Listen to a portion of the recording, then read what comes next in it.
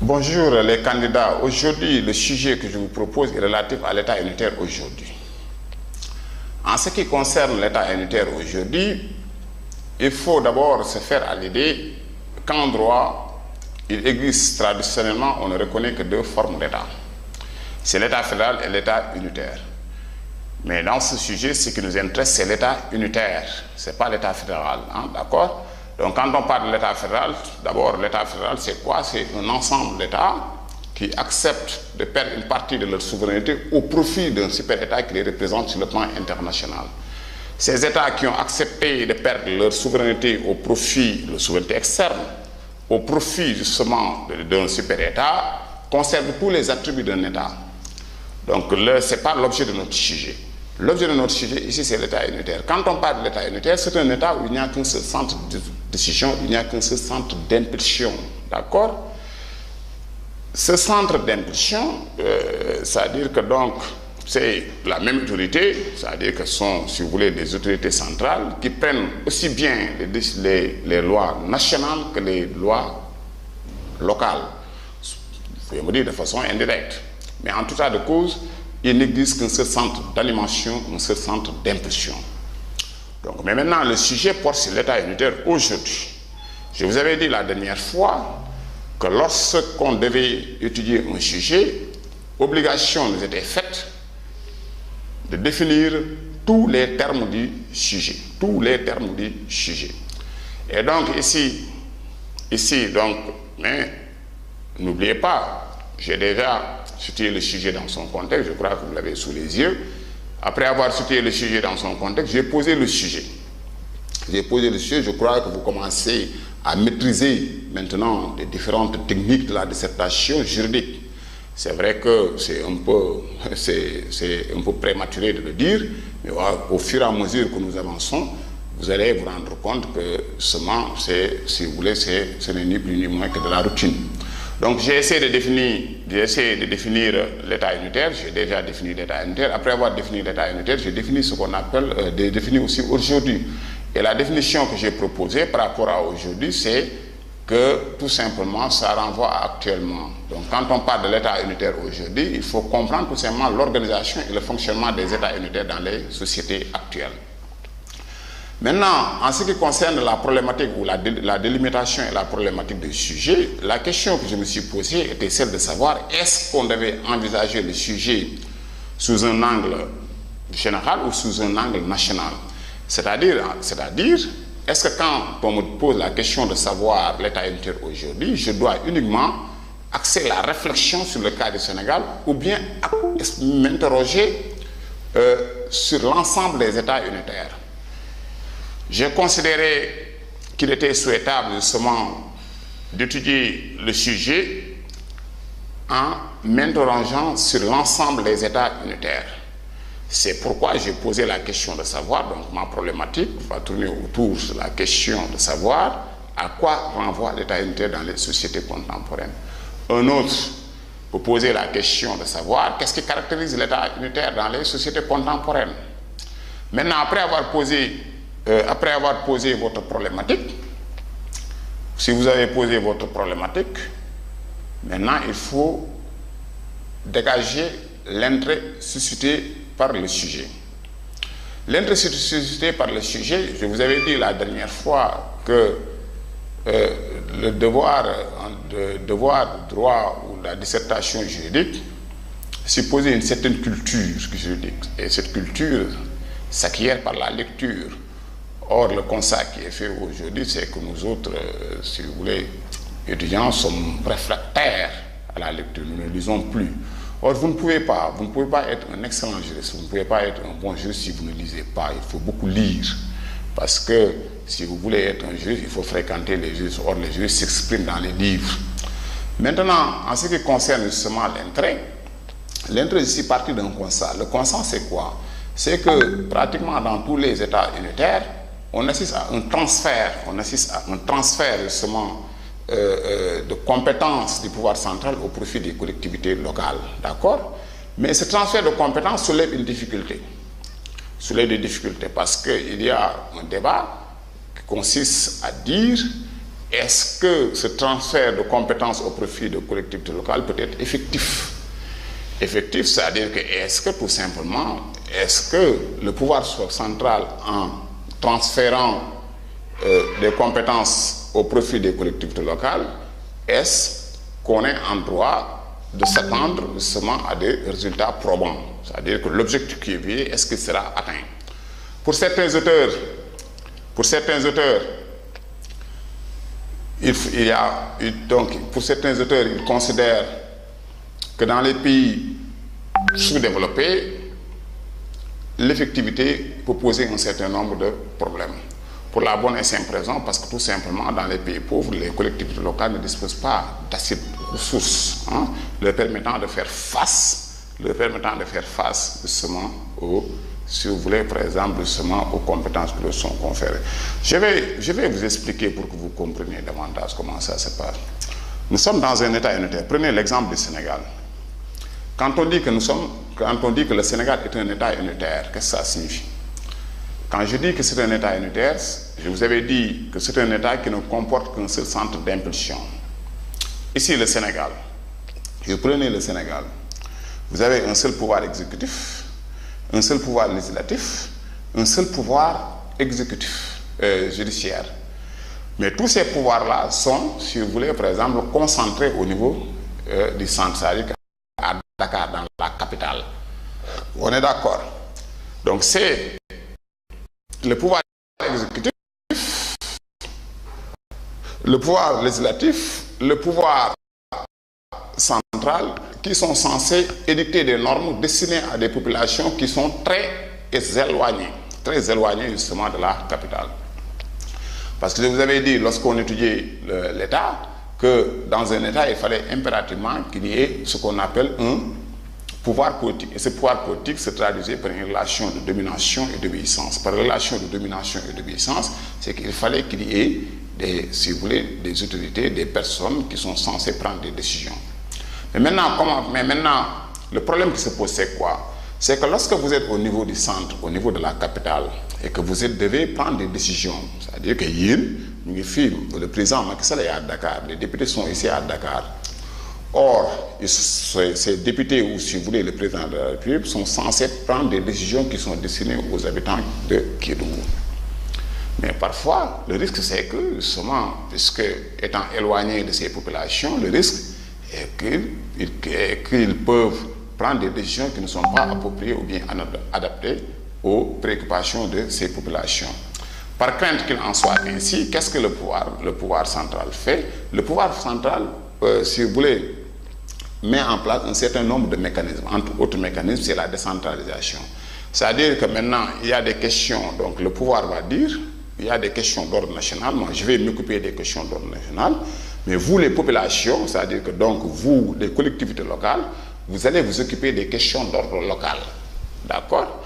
Donc il y a un transfert de compétences, c'est-à-dire que l'éducation, si vous prenez l'éducation, si vous allez dans les collectivités locales, je vous donne l'exemple ici de Dakar, si vous allez dans la commune par exemple de Fass-Gueule-Tapée, l'école, par exemple, relève de la compétence, l'éducation relève de la compétence des collectivités locales. C'est vrai que les enseignants, parce que tout simplement, en principe, normalement, normalement, quand on parle de décentralisation pure, même les enseignants qui dispensent les cours dans ces écoles devaient être pris en charge par les collectivités locales. Mais vous voyez, parce que tout simplement, les collectivités locales n'ayant pas de moyens, suffisamment de moyens, donc l'État est obligé justement de venir en aide à ces collectivités locales. Généralement, donc, la collectivité locale se charge justement de l'électricité, de l'eau, ou bien par exemple justement des tenues des élèves, ou bien du gardien, d'accord? Mais en principe, quand on parle de décentralisation, s'il y a transfert justement de compétences, c'est-à-dire que tout simplement, en principe, ce sont les collectivités locales qui devaient prendre en charge justement tout. Mais je vous dis que parfois, les collectivités locales, dans certains pays sous-développés, les collectivités locales n'ont pas assez de moyens. Donc, partant, si vous voulez, de ce constat, certains auteurs ont considéré que l'objectif qui était visé, c'est-à-dire consistant à transférer des compétences pour faire participer les populations à la gestion des affaires locales, peut être hors d'atteinte pour la bonne et simple raison, c'est que les collectivités locales ne disposent pas de moyens. C'est vrai qu'elles ont, ces collectivités, une certaine autonomie financière, leur permettant justement de recouvrer, si vous voulez, des impôts ou bien des taxes. Mais le problème qui se pose, c'est que la conception qu'ont les populations par rapport justement à ces prélèvements, c'est que les populations étant pauvres, considèrent que généralement les taxes qui sont données ne vont pas justement dans les caisses justement de la collectivité, mais plutôt servent à nourrir la corruption. Et partant, ils ne sont pas enthousiasmés à l'idée justement de verser l'impôt. Donc voilà le premier problème auquel justement ces collectivités locales sont confrontées. Le deuxième problème auquel justement sont confrontées, parfois les subventions qui leur sont accordées par le pouvoir central sont insuffisantes. Donc elles sont insuffisantes, donc d'où l'idée, par exemple, justement, émis par certains de mettre en place un budget participatif et de fonds de solidarité au niveau des communes.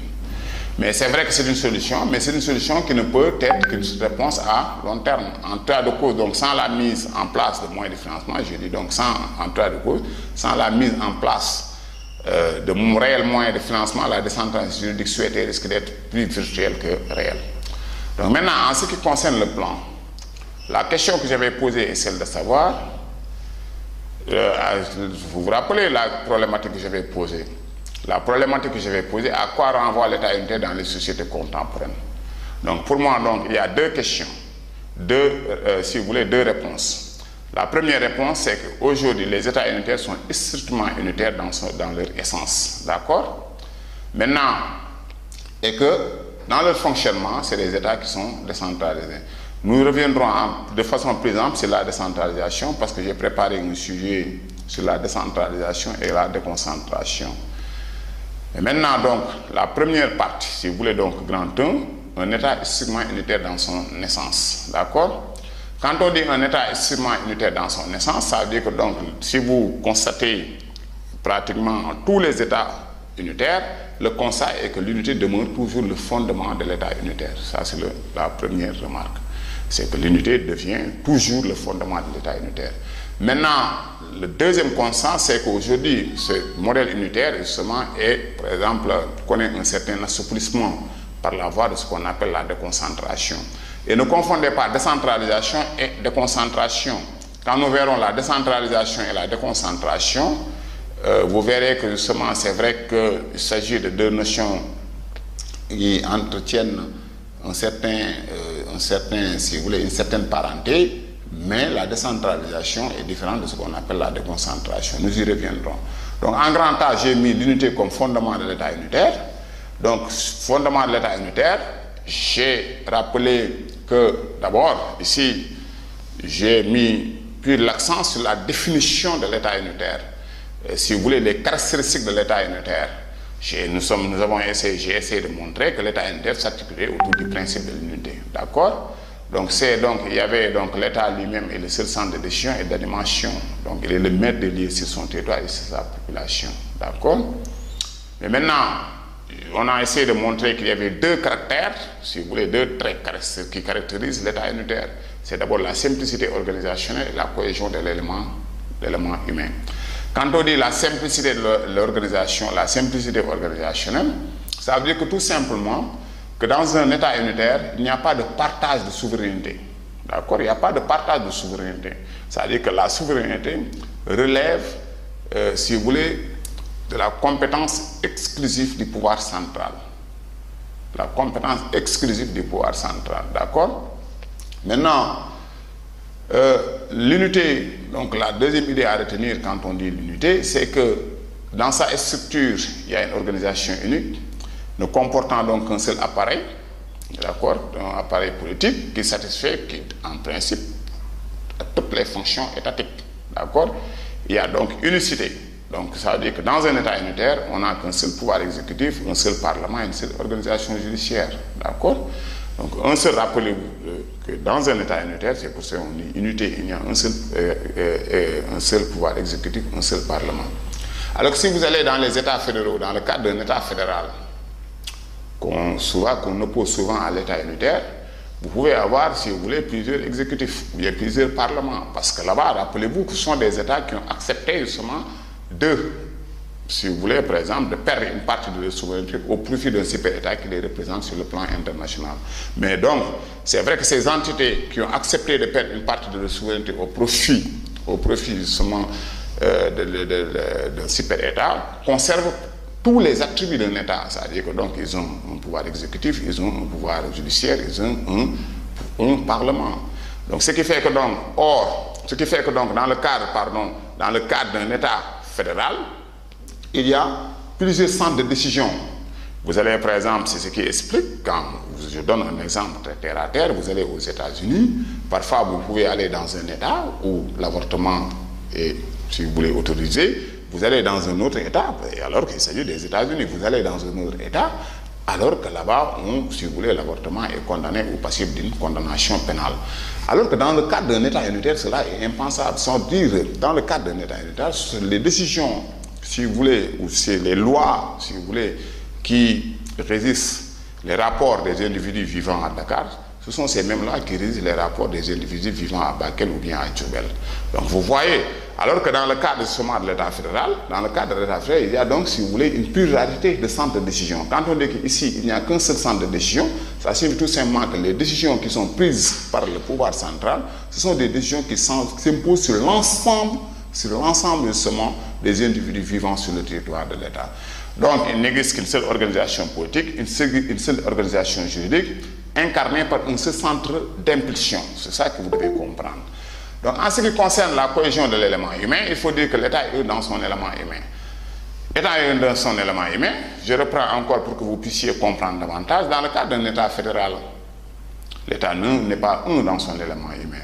Pourquoi? Parce que tout simplement, si vous prenez des États qui ont accepté justement de perdre une partie de leur souveraineté au profit d'un super-État qu'est ici les États-Unis, lequel État les représente sur le plan international, si vous prenez par exemple un habitant justement de l'Illinois, il a, si vous voulez, par exemple, justement la carte d'identité nationale de l'État d'Illinois et en même temps la carte d'identité des États-Unis. Alors qu'ici, nous n'avons qu'une seule carte d'identité. Vous voyez, donc il y a une double nationalité. Non seulement ces États-là, Illinois, ils ont par exemple le drapeau, l'hymne national, ils ont leur police, ils ont tout ce qu'un État doit avoir. Tout ce qu'un État doit avoir. D'accord? Ce qu'il ne peut pas avoir, c'est la souveraineté internationale. C'est-à-dire qu'ici, si vous venez au Sénégal, vous ne voyez pas l'ambassade de l'Illinois ou l'ambassade de la Caroline du Nord ou bien l'ambassade du nouveau, par exemple, le Mexique, etc. Mais l'ambassade des États-Unis. Donc, c'est la souveraineté externe qu'ils perdent. Mais à part la souveraineté externe, ils ont tous les éléments qu'un État doit avoir. Donc, dans le cadre d'un État unitaire, cela est impensable. Cela est impensable parce que tout simplement, l'élément humain constitue, c'est-à-dire que l'élément humain, l'État est un dans son élément humain. D'accord? Ça veut dire quoi? Ça veut dire que donc, les décisions qui sont prises par les autorités centrales sont des décisions qui obligent tout le monde. D'accord? Donc, ce sont des décisions qui obligent tout le monde, que vous soyez à Diourbel, que vous soyez à Louga, que vous soyez à Dakar, vous êtes tenu justement de se soumettre justement aux lois qui sont prises par les pouvoirs centraux. Donc voilà, grosso modo, ce qu'il y a lieu de retenir dans la première sous-partie. Maintenant, en ce qui concerne la deuxième sous-partie, l'assouplissement du modèle unitaire, donc l'assouplissement, donc j'avais proposé l'assouplissement du modèle unitaire par la voie de la déconcentration. Donc encore pour rappel, parce que si vous voulez, la répétition est une vertu pédagogique, je vous réfléchis la mémoire. Donc, pour rappel, dans un État unitaire, toutes les normes sont prises par des autorités nationales, dites autorités centrales. Donc, ça signifie quoi? Ça signifie que les problèmes, en principe, dans un État unitaire, les problèmes centraux, comme les problèmes locaux, doivent être pris en charge par le centre. D'accord? Donc, ça veut dire quoi? Ça veut dire que, donc, en principe, ça veut dire que la périphérie, ça veut dire quand je dis la centre, ça veut dire que la capitale, ça veut dire où sont, si vous voulez, concentrés les pouvoirs, ça veut dire que le pouvoir exécutif, le pouvoir législatif et le pouvoir judiciaire. Et donc, on ne reconnaît pas aucune capacité juridique à la périphérie. Ça veut dire quand on dit la périphérie, ça veut dire que, si vous voulez, ce sont les régions qui sont différentes, par exemple, de la capitale, autre que la capitale. Donc là-bas, donc, ces collectivités-là, en principe, n'ont pas la possibilité, par exemple, de dicter des normes. D'accord? Donc c'est l'État qui doit assurer, dans le cadre d'un État unitaire, c'est l'État qui doit assurer la satisfaction des besoins d'intérêt national. D'accord? Parce que, rappelez-vous, lorsqu'on étudiait l'État, je vous avais dit que l'État avait des obligations. Vous vous rappelez? L'État avait des obligations. la personnalité juridique de l'État, on avait dit que la personnalité juridique, pour nous juristes, la personnalité juridique est un élément indispensable. Or, quand on dit la personnalité juridique, c'est quoi? C'est l'aptitude à acquérir des droits et à se soumettre à des obligations. Et nous avions dit que les obligations de l'État, c'était quoi? L'État devait justement de satisfaire les besoins d'international. Besoins d'international, qu'est-ce que ça signifie? Ça signifie tout simplement c'est l'État qui doit assurer l'éducation de ses enfants, la santé de ses enfants. Justement, c'est l'État qui doit nous permettre justement de nous épanouir dans, si vous voulez, dans un environnement sain. Donc tout ça qu'on appelle justement, donc c'est l'État qui doit en un mot, donc c'est l'État qui doit assurer seul, la satisfaction des besoins d'international à travers ces services centraux confiés aux antennes locales de ces services. D'accord? Mais ce qu'on constate aujourd'hui, parfois vous pouvez, si l'État doit assurer la satisfaction justement des besoins d'international, cette satisfaction peut être effective pour peu que les territoires justement de l'État ne soient pas aussi vastes. Mais il suffit que le territoire soit vaste pour que justement qu'il y ait un certain nombre de problèmes. Pour qu'il y ait donc pour accomplir donc l'État se fait représenter, donc c'est la mission de gestion de solidarité nationale, l'État peut se faire représenter par ses agents. Donc ça veut dire que l'État va installer des services qui couvrent tout le territoire national. D'accord? Cette technique de relais à l'intérieur du pouvoir central s'appelle ce qu'on appelle la déconcentration. D'accord? Donc l'État va nommer, parce que le territoire est en vaste. Donc rappelez-vous, donc on reprend pour que vous puissiez comprendre d'abord. Nous sommes dans un État unitaire. Dans le cadre d'un État unitaire, c'est l'État seul qui doit assurer. Donc voilà ce qu'il y a lieu de comprendre. Si vous devez noter, voilà ce que vous devez noter. C'est que dans le cadre d'un État unitaire, c'est que c'est l'État seul qui doit assurer la satisfaction des besoins d'intérêt national. Seul, d'accord? Donc on ne doit reconnaître à la périphérie aucune capacité juridique. Mais le problème qui se pose, parfois nous pouvons être en présence d'un territoire qui est très vaste, d'accord? Qui est très vaste. Donc puisque nous sommes en présence d'un territoire qui est très vaste, le problème qui se pose, c'est que l'État peut prendre des décisions qui ne sont pas des décisions appropriées. Par conséquent, donc, l'État met en place une certaine technique qui consiste à quoi? Qui consiste justement à mettre en place ou à nommer des agents, d'accord? Ces agents représentent l'État au niveau de la périphérie, donc au niveau de la périphérie. Et ces agents-là vont essayer, par exemple, justement, auront pour entre autres rôle la coordination des décisions de l'autorité centrale, d'accord? Donc ce qu'on a, donc c'est dire dans les États unitaires de nos jours actuellement, donc on note non pas une délégation propre, mais simplement délégation administrative. C'est ce qu'on dit, c'est toujours c'est le même marteau qui frappe, on a simplement raccourci la manche, comme dit Odile Barreau. Donc la déconcentration va consister au principe lequel si on ne gouverne bien que de loin, on n'agit que bien que de près. Donc ne modifie pas la nature des relations entre l'État et ses amis, répond simplement à nos besoins fonctionnels et confirme qui puisait le caractère central de l'État. Donc l'objectif qui est visé par le biais de la décentralisation, l'objectif qui est visé, c'est le rapprochement du pouvoir central avec les administrés.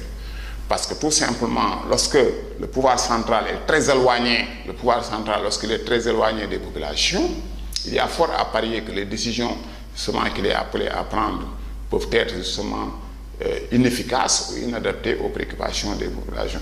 Donc par conséquent, donc, l'État central va, si vous voulez, nommer au niveau de toutes les périphéries des agents, d'accord, des gens qui appartiennent justement, si vous voulez, à l'administration d'État, lesquels agents auront pour entre autres la coordination des décisions de l'autorité centrale. Maintenant, puisque donc sur chaque, si vous voulez, par exemple, justement, sur chaque, vous allez donc dans une circonscription administrative, vous allez à Bakel, il y a un préfet, vous allez à Dakar, il y a un préfet, vous allez par exemple justement dans la région de Dakar, il y a un gouverneur. Ces agents-là sont nommés par le pouvoir central. Et ces agents-là ont, entre autres, je répète, ont entre autres rôle, si vous voulez, la coordination des deux. Mais puisque donc il y a des gens qui sont sur place, qui rendent compte du pouvoir central, donc les décisions qui seront prises par le pouvoir central, il y a fort à parier que ces décisions seront éclairées. La solution, si vous voulez, pourrait être différente lorsque justement ces gens-là n'étaient pas sur place. D'accord. Donc maintenant, voilà ce qu'il y a lieu de comprendre en ce qui concerne la deuxième sous-partie. Maintenant, pour le grand 2, j'ai mis un État au fonctionnement de plus en plus décentralisé. Un État au fonctionnement de plus en plus décentralisé. Donc quand on dit un État de plus en plus décentralisé, je vous rappelle encore que la décentralisation n'a rien à voir avec, n'a rien à voir, c'est trop dire, mais la décentralisation est distincte justement de ce qu'on appelle la déconcentration. Mais ici donc le fonctionnement, quand on voit le fonctionnement des États unitaires aujourd'hui, c'est un fonctionnement où, par exemple, on constate une certaine, si vous voulez, décentralisation qui consiste à un transfert. Alors que là, prévu que dans le cadre de la déconcentration, ce n'est pas un transfert de compétences, mais une délégation de pouvoir à des gens qui sont nommés. Alors que dans le cadre de la décentralisation, c'est un transfert de compétences. C'est un transfert de compétences. On confie des attributions, justement, plus ou moins nombreuses et importantes aux autorités, à des autorités qui sont élues à l'échelon local par les citoyens. Donc la première, si vous voulez, donc quand on dit, si vous constatez aujourd'hui les États unitaires décentralisés, la première idée, ou si vous voulez, la première remarque que vous devez faire, c'est qu'il y a une reconnaissance d'une autonomie aux collectivités locales. Ça, c'est le premier point que nous étudierons. Le deuxième point maintenant, c'est relatif justement à l'attribution de pouvoirs importants aux autorités élues à l'échelon local. En ce qui concerne la reconnaissance d'une autonomie aux collectivités locales, nous avons, ou si vous voulez, nous suis partis de l'idée selon laquelle il y a des activités qui sont prises en charge par des autorités émanant de groupes secondaires à qui on reconnaît la qualité de personne morale. D'accord? Donc ici, donc, l'État, il y a, si vous voulez, le pouvoir central qui, en principe, devait prendre, rappelez-vous, qui, en principe, est habilité seul à prendre, ou si vous voulez, à satisfaire les besoins d'international. Mais maintenant, dans le cadre de la décentralisation, lorsque nous sommes en présence d'un État décentralisé, ce qu'on constate, c'est qu'aujourd'hui, à côté justement du pouvoir central, il y a, si vous voulez, d'autres entités à qui on reconnaît la qualité de personne morale. Et ces entités sont justement les régions, les communautés rurales. Mais je tiens à rappeler qu'aujourd'hui, maintenant, au Sénégal, avec l'acte 3 de la décentralisation, la région n'est plus considérée comme, si vous voulez, une collectivité locale. On parle justement de ce qu'on appelle, je vais vous proposer encore un sujet relatif à l'acte 3 de la décentralisation. Quand on parle justement maintenant des collectivités locales, les collectivités locales, il s'agit uniquement de la commune et du département. En 1996, la région était considérée comme une collectivité locale, mais à partir de 1900, l'une des innovations de l'acte 3 de la décentralisation, c'est la suppression de la région comme collectivité locale. Mais maintenant, à côté donc, dans le cadre de la décentralisation, il y a à côté de l'État central, si vous voulez, par exemple, justement des personnes à qui on reconnaît la qualité de personne morale. D'accord? Mais je précise encore, ici j'ai mis donc à côté de l'État central des régions communes, communautés rurales qui sont dotées de permettant d'éviter les règles qui régissent la vie des communautés. Mais les régions ici, donc ne me parlez plus de régions, ne me parlez encore moins de communautés rurales. Vous me parlez, vous devez comprendre qu'il s'agit des communes et des départements. D'accord? Donc ces collectivités locales, donc ont des institutions propres et des compétences limitées à l'administration. Quand on dit des institutions, quand on parle de ça vient d'instituer, qui signifie ce qui a été créé pour durer. Donc les collectivités ont des institutions propres, ça veut dire qu'il y a, si vous voulez, le conseil municipal, c'est une institution, il y a le maire, d'accord, ou bien le président du conseil, c'est une institution. Donc les collectivités ont des institutions qui leur sont propres, qui n'ont rien à voir avec des institutions, par exemple, justement de l'État central, d'accord. Il y a un conseil municipal, il y a un conseil départemental, il y a le président du conseil départemental, il y a aussi le maire. Tous, si vous voulez, par exemple, tous ces organes constituent ce qu'on appelle des institutions. Mais les décisions que le maire est appelé à prendre, j'ai proposé un sujet relatif justement aux compétences du maire, mais les décisions que le maire est appelé à prendre, ou bien que le président du conseil départemental est appelé à prendre, doivent être conformes aux lois nationales. C'est-à-dire que donc ne doivent pas déroger, ou bien ne doivent pas être contraires à la Constitution ou bien aux lois nationales. Quand je parle de la loi nationale ici, c'est ce qu'il y a lieu de comprendre, c'est-à-dire les textes votés à l'Assemblée nationale.